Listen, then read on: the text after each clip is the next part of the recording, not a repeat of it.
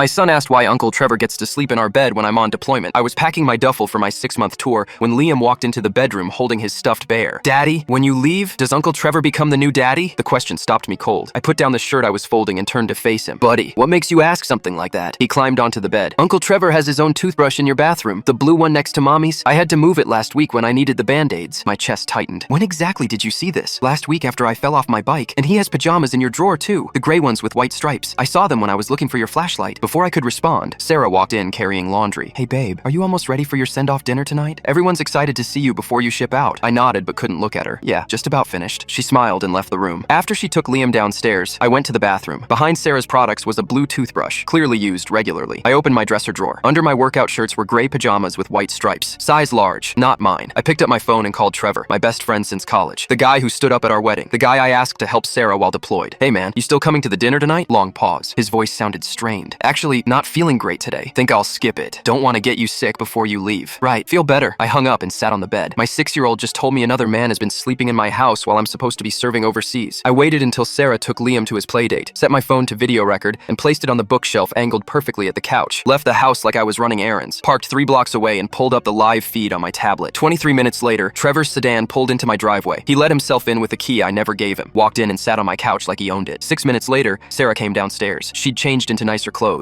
Sat next to him. Close. Way too close. I drove back and walked through the door. Trevor was still on my couch. Sarah jumped up fast. "You're back early. I thought you were shopping." I grabbed my phone from the bookshelf. "Been recording for 30 minutes. Watched from my truck." Her face went white. Trevor stood, hands raised. "Brother, listen, I can explain. Don't call me brother. I deploy in 3 days and my son thinks you're replacing me. He thinks you're becoming his new father." Sarah started crying. "It's not what you think. We were just talking. Your toothbrush is in my bathroom. Your pajamas are in my drawer. My son sees you so much he thinks you're taking over as his dad. Tell me what I'm misunderstanding." Dead silence. I called my commanding officer. Explained the situation. He put me on emergency leave immediately. Deployment postponed. Then I called a divorce attorney. Sarah grabbed my arm. "We can fix this. Counseling. I can change." I looked at Trevor frozen in my living room. "How long?" She stayed quiet. I raised my voice. "How long have you been sleeping in my bed while I'm deployed?" Her voice came out barely audible. "6 months. Since your last tour." I laughed, a bitter sound. "I've been sending you extra money every month for bills while I'm serving. You've been using it to play house with my best friend." The attorney filed emergency custody papers the next morning based on infidelity and moral fitness concerns. I called Trevor's wife Kelly that night, told her everything, sent her the video footage. She filed for divorce within 2 days. Sarah fought hard, hired an expensive lawyer, and tried to spin the story. But when the family court judge heard Liam's testimony about Uncle Trevor sleeping over and having his own toothbrush,